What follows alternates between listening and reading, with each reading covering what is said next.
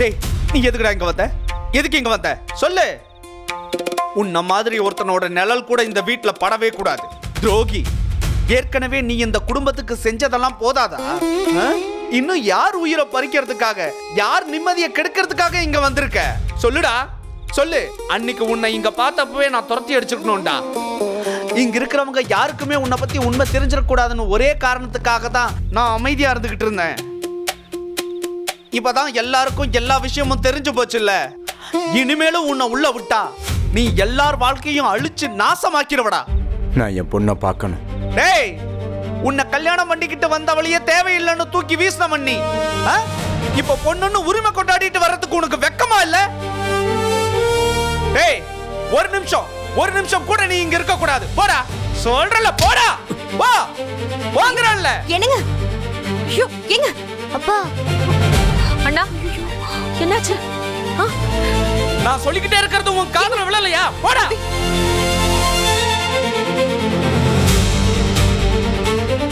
Please, என் பொண்ணை பார்த்து பேசிட்டு போயிடுறேன்.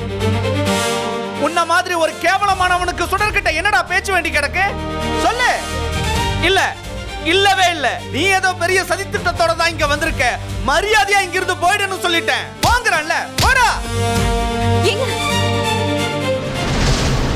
என் பொண்ணுகிட்ட பேச வேணாம்னு சொல்றதுக்கு நீங்க யாருங்க? என்ன என்ன சொன்ன? நான் யாரா? சுடர் என் தங்கச்சியோட பொண்ணு. நான் அவளோட தாய் மாமன்டா. உறவு கொண்டாடுறதுக்கும் உரிமை கொண்டாடுறதுக்கும் இருக்கிற மொத்த தகுதி என்னன்னு தெரியுமா உனக்கு? என் தங்கச்சி உன்னை நம்பி வந்ததுக்கு அப்புறம் எனக்கு துரோகம் பண்ணிட்டான்னு எனக்குள்ள கோபம் இருந்தாலும் அவ எங்கேயோ உன் கூட சந்தோஷமா வாழ்ந்துகிட்டு இருக்கான்னு நான் நம்பிக்கிட்டு இருந்தேன்டா. நான் அவளை பார்க்க முடியாம பேச முடியாம ஒவ்வொரு நாளும் அணு அணுவா நான் செத்துக்கிட்டு இருந்தேன் தெரியுமா?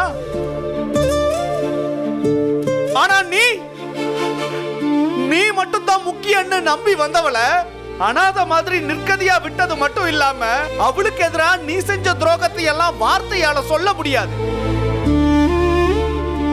நீ வேண்டான்னு தூக்கி எறிஞ்சிட்டு தான் சுடரை எங்கேயாவது அனுப்பணுங்கிற நிலைமை வந்தப்ப கூட அபி சுடரை என்ன நம்பி இங்க அனுப்பி வச்சா.